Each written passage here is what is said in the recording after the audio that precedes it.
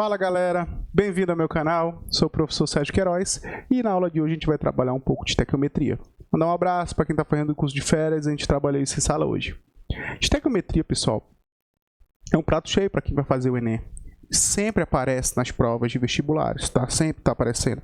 E não é uma coisa tão difícil de você aprender. Mas para isso nós temos que entender alguns conceitos básicos, nós temos que entender o que é uma equação química e o balanceamento dela. Porque se uma equação química não estiver balanceada, não dá para você trabalhar a estequiometria dela. Então vamos começar justamente com isso, com o balanceamento de uma equação química. Bom, quando a gente fala em balanceamento, o balanceamento consiste em você igualar o número de átomos de um lado com o número de átomos do outro lado. Isso foi consequência da lei de Lavoisier, tá? Aquela da conservação da massa. Então vamos trabalhar uma equaçãozinha aqui. Vamos pegar aqui C2H4 mais oxigênio, uma reação de combustão completa. Uma reação de combustão completa é aquela que acontece com CO2 formado mais água. Sérgio, quando é que ela é incompleta? Quando forma monóxido de carbono, que é o CO, tá? Vamos trabalhar uma outra equaçãozinha como exemplo. Vou pegar aqui o N2 mais o H2, que vai formar o NH3. Eu gosto muito dessa equação, porque ela aparece muito nos vestibulares, é bastante completa para a gente trabalhar.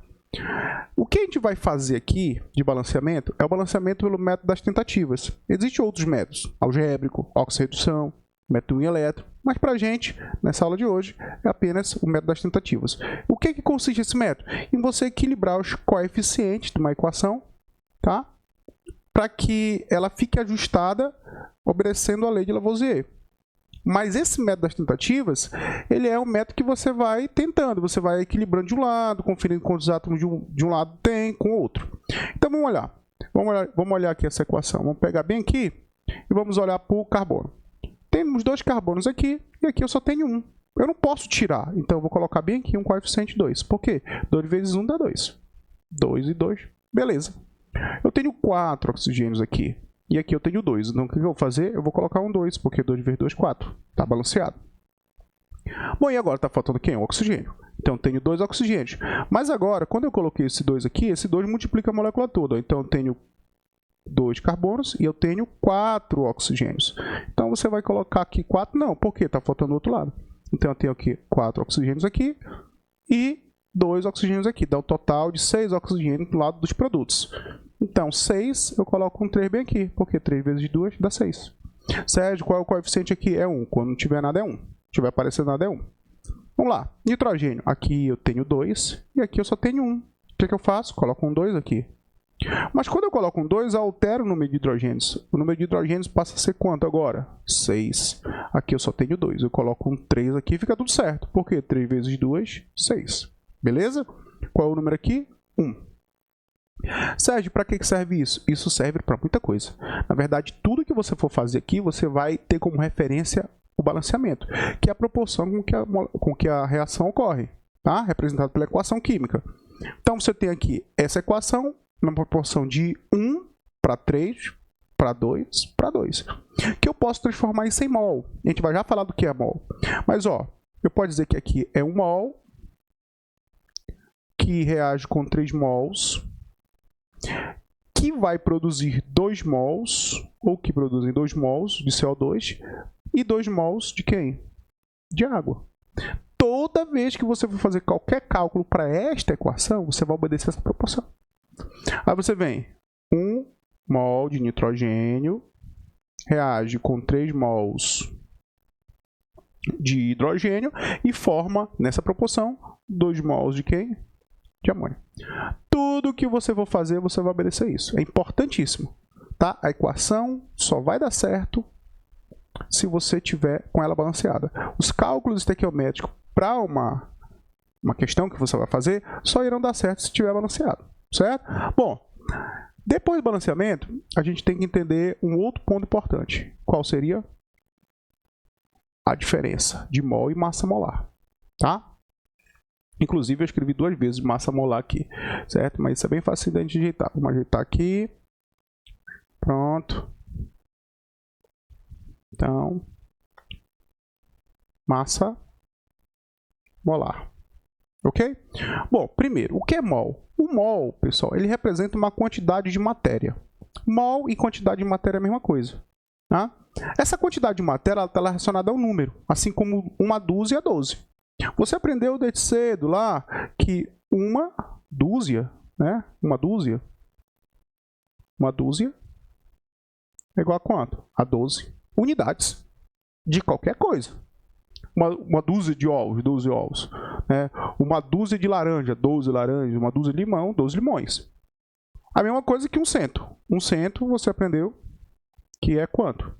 100. O quê? Unidade de alguma coisa. E perceba, uma dúzia de laranjas, que tem 12 laranjas, ela vai ter uma determinada massa em gramas, diferente de uma dúzia de melancias, ou de uma dúzia de ovos. Elas vão ter massa em gramas diferente. A mesma coisa, um cento. Pode ser um cento de salgadinhos, vai ter uma massa em gramas diferente de um cento de ovos, um cento de laranjas, alguma coisa assim. O mol, para a gente, vai ser justamente a quantidade de matéria que está contida em um número. Que número é esse? É o número de Avogadro, que compreende 6,02 vezes 10 a 23. O que, Sérgio? Partículas. Mas quando eu estou falando partículas, eu estou falando em quê? Em átomos. Eu estou falando em moléculas. Moléculas. Ou íons. Isso vai depender de quem? Da questão. Isso depende da questão. Então, toda vez que eu falar em mol, você vai relacionar aqui a quantidade de matéria que tem em 6,02 vezes 10 a 23. O que é isso? É o número de Avogadro. Esse valor aqui, ele pode ser arredondado. Para quanto? Para simplesmente 6 vezes 10 a 23. Geralmente trazem isso. Só que esse número é um número muito grande para você falar no mundo macroscópico. Esse número, se você for, digamos assim, escrever por extenso, esse número, ele reflete 600 sextilhões de unidade. Então, é um número enorme, gigante, não tem condição. Se a gente botar um relógio para conferir de 1 a 600 sextilhões, vai demorar 9.000 anos. Então, só tem condição de a gente falar nisso em quê? Átomos, moléculas ou íons. Tá? Agora, quando é que isso vai acontecer? É onde entra a história da massa molar. O que é a massa molar? É a massa em gramas contida em um mol. Você vai lá na sua tabela periódica, tem o seguinte... Tá? Você de repente tem lá hidrogênio igual a 1 unidade de massa atômica. Isso não tem nada a ver com massa molar. Eu já falei isso em sala. Tá? Isso aqui é uma unidade, tá? Referente ao carbono 12. O que é que significa? Significa que é uma unidade de uma das 12 unidades do isótopo do carbono 12. Isso é o valor de U. Mas ele digamos assim, numericamente igual ao que nós chamamos de massa molar, que é 1 grama por mol. O que é isso? É a quantidade de gramas que contém um mol de hidrogênio. Se eu colocar o oxigênio bem aqui, lá na sua tabela periódica tem 16 U. O que é que isso significa? U é 16 vezes maior do que uma unidade das 12 unidades do carbono de massa 12, do isótopo. Mas quando eu coloco oxigênio igual a 16 gramas por mol, numericamente é igual, significado diferente. O que é que eu estou dizendo? Que um mol de oxigênio tem 16 gramas. Então vamos para cá. Vamos botar bem aqui, trocar a cor aqui. Se eu coloco aqui, ó, botar o hidrogênio, de novo, hidrogênio igual a 1 grama por mol. O que é que significa para a gente? Isso aqui significa dizer que 1 mol de hidrogênio que tem 6 vezes 10 a 23, no caso, átomos. Por que eu estou dizendo que é átomos? Porque o hidrogênio é um elemento aí. Então, ele é formado por átomos, que é um elemento químico, é o conjunto de átomos com o mesmo número atômico. Então, vai ser quanto? 1 grama. Então, Sérgio, você está dizendo que 1 grama eu tenho 606 trilhões de átomos de hidrogênio, é isso. Agora, se eu colocar aqui, por exemplo, H+, mas ele continua com a mesma massa molar, tá? Se eu colocar H+, eu não tenho mais hidrogênio, elemento, eu vou ter o quê? Um íon. Tá? Então, aí eu vou ter, neste caso aqui, eu vou ter que 1 mol contém 6 vezes 10 a 23 íons de hidrogênio que vai ter 1 grama, que vão ter 1 grama. Se eu colocar aqui O2, por exemplo, oxigênio, que a gente acabou de ver que é 16, o que é que significa? Que em 1 mol de oxigênio, eu vou ter 6 vezes 10 a 23, o que? Átomos, que vão ter 16 gramas. Em 16 gramas, eu vou ter 6 vezes 10 a 23 átomos, que vai ter 1 mol, que vai ser referente a 1 mol. Mas, Sérgio, peraí. E o que é que tem a ver isso com molécula? Bom, com molécula, a gente vai fazer o seguinte. Trabalhar aqui um pouquinho. Vamos... Se eu fizer assim agora, ó. Se eu fizer assim. A água, a molécula de água, H2O. Se eu for calcular a massa molar, ou seja, a massa contida em 1 mol, quanto é que vale hidrogênio? 1 são quantos? 2, então é 1 vezes 2. Mas quanto é oxigênio? 16. O que é isso? 18 gramas por mol. Só que isso é a massa molar da molécula e não do átomo.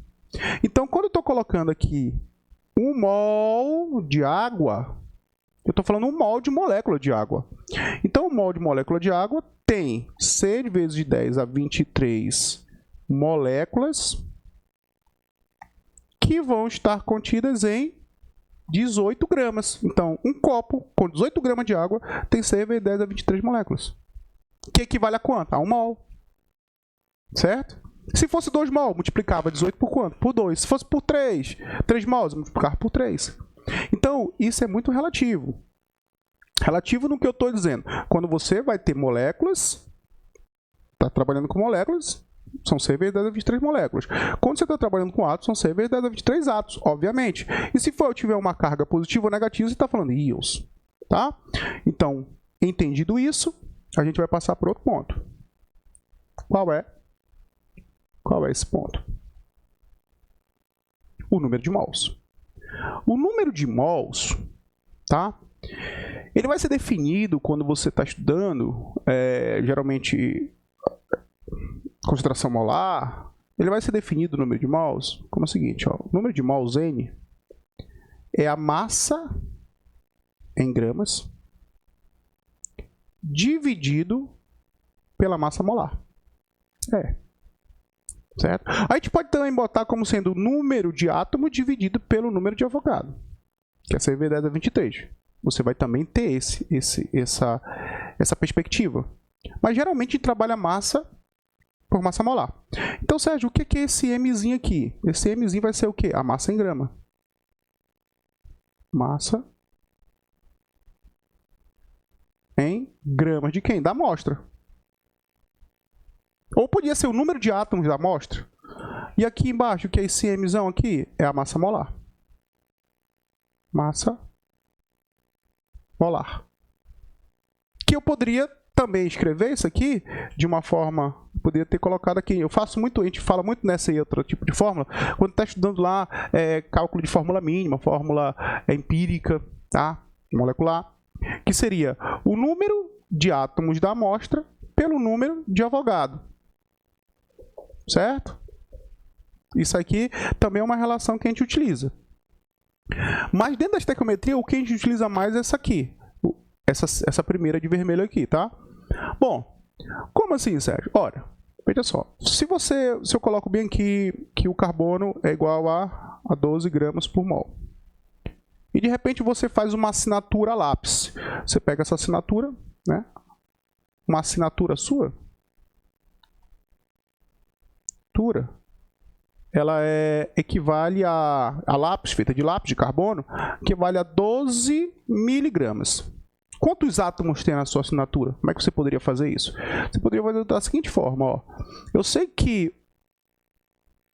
Quanto é a massa aqui em grama? 12 miligramas. Mas para a gente transformar para grama, basta a gente multiplicar por 10 a menos 3, ó. Fica igual a 12 vezes 10 a menos 3, o quê? Gramas. Por quê? Porque é miligramas, é menor. 1000 vezes menor que a grama. E aí, ó, quem é o número de mols aqui? Seria a massa da amostra, quanto é? Isso aqui, ó. 12 vezes 10 a menos 3 dividido pela massa molar do carbono. Quanto é? 12. Ó, simplifica aqui, né? Você tem que o número de mols é igual a 10 a menos 3, ou seja, 0,001 mol de carbono tem a sua assinatura. Sérgio, mas eu poderia fazer isso aí com uma regra de 3? Poderia. Você poderia ter feito da mesma forma com uma regra de 3. Ó. Poderia ter feito assim. Poderia ter feito simplesmente assim. Ó. Ora, se o mol de carbono tem 12 gramas, em 12 vezes 10 a menos 3 gramas, quanto é que eu tenho? X. Quanto é X? A mesma coisa. 0,001 mol. Agora, esse cálculo de mols, ele aparece muito em relações estequiométricas, aparece sim, tá? Mas eu estou colocando para que você comece a entender. Lá na frente a gente vai trabalhar concentração de solução ou concentração molar, eu vou precisar utilizar esse número de mols, tá? Então você tem que entender. Seja a questão dos átomos, C,02 vezes 10 a 23, aparece, mas isso vai depender da questão. A próxima aula que eu tiver aqui, de estequiometria, eu já vou ter a resolução de questões para a gente ter mais ou menos ideia como é que vai ficar. Bom, outro tópico importante para você seria justamente as relações estequiométricas, tá? Você lembra daquela primeira equaçãozinha que a gente fez lá no início, né? Ó, aquela equaçãozinha que a gente fez aqui, ó, tá vendo? Ó? Isso aqui, né? Eu vou repetir ela, tá? Eu vou repetir ela aqui, tá bom? Ó, vamos lá. Vamos pegar aquela ali aqui do C2, ó. C2H4. Pegar aqui a do C2H4. C2H4 mais O2, que forma CO2 mais H2O. Beleza?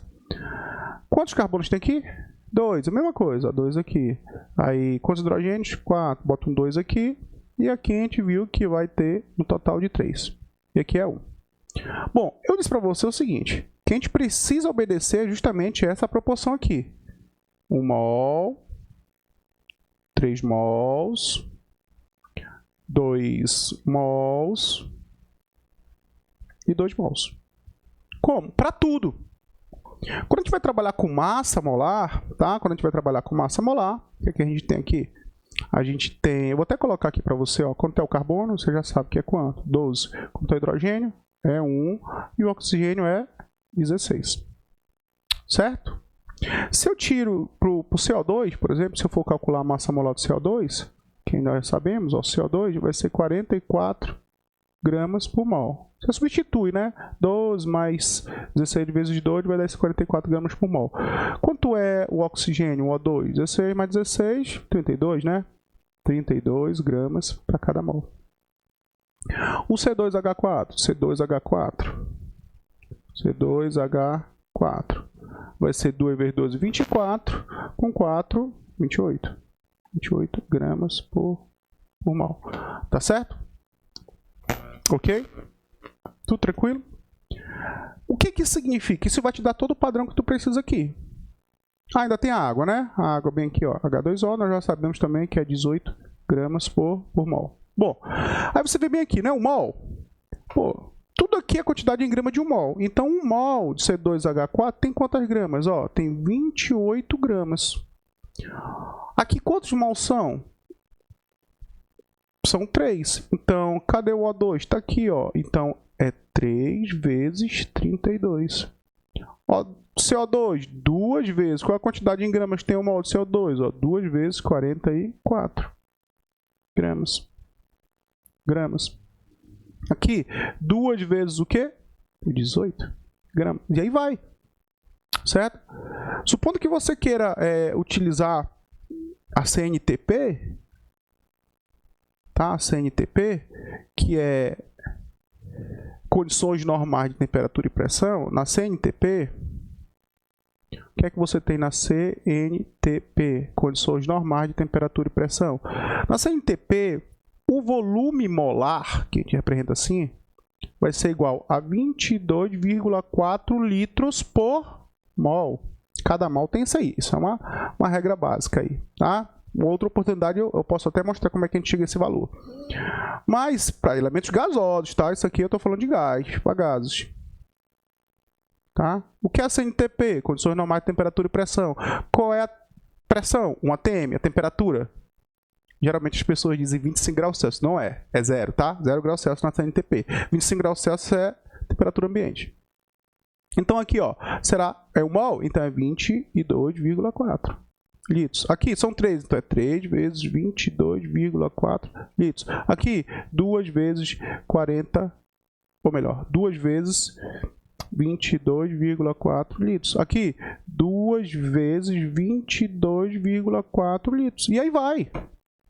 Tudo tu vai trabalhar com essa proporção. Perceba que a proporção, ela se mantém em todas elas, em todos os casos. Tá aqui, ó. Deixa eu botar bem aqui, ó. Aqui, ó. 1. Essa proporção se manteve em todos. A proporção 3 se manteve, ó, em todos, ó. O 2, ó, se mantém. Aqui também, ó. Então, tudo que você vai fazer obedece essa reação. Então, vamos imaginar aqui que eu queira, para eu fechar e a gente passar para outro tópico. Eu acho que dá para fazer bem aqui, na verdade. Deixa eu ver aqui. Ó, eu quero saber, eu sei aqui, quantos mols de CO2 são produzidos a partir de 2 mols de C2H4. O que é que eu tenho aqui, ó? Que 1 mol, ó, de C2H4 produzem, vamos supor aqui, olha aqui, ó, 2 mols de CO2. Se eu quisesse colocar, se eu colocar qualquer número aqui, ó, se eu colocar, digamos aqui, 5 mols de C2H4, eu vou produzir quanto aqui? X. Produto dos meios pelos extremos, uma regra de 3. Mas entenda, eu podia trocar aqui, em vez de ser mol, poderia ser o que? Grama, poderia ser o volume. Isso depende da questão. Você está colocando aqui o mol porque isso é mais fácil, mais rápido. Então aqui eu vou ter o quê? 10 mols. De quem? CO2. Mas poderia ser, você poderia ter trocado aqui, em vez de mol, poderia ter usado grama, tonelada, volume, isso depende da questão, tá? Então, feito isso, a gente vai para o último tópico dessa aula, que é a concentração molar. Concentração molar ou concentração em quantidade de matéria. A gente representa por esse M aqui um pouco diferente e representa, ou então entre colchetes. O que é isso aqui? É mol por litro, tá? Isso aqui é justamente uma concentração em mol por litro. Ela é em mol por litro. Que é essa concentração molar? Ela é a relação entre o número de mols, por isso que a gente viu lá no início o número de mols, pelo volume da solução. Volume geralmente em litros, tá? Então, é uma forma de você calcular, mas isso aqui se aplica mais quando a gente está trabalhando lá na parte de concentração de soluções, ele é mais aplicado lá, mas o que não impede, porque se de repente eu tiver uma reação qualquer, eu tiver aqui, por exemplo, uma reação que eu fiz hoje no laboratório, NH4OH mais HCl, e colocar aqui, vai produzir uma reação ácido-base, produz sal, né? Sal e água, NH4Cl mais H2O, certo? NH4Cl, deixa eu ajeitar esse Cl, ficou muito feio.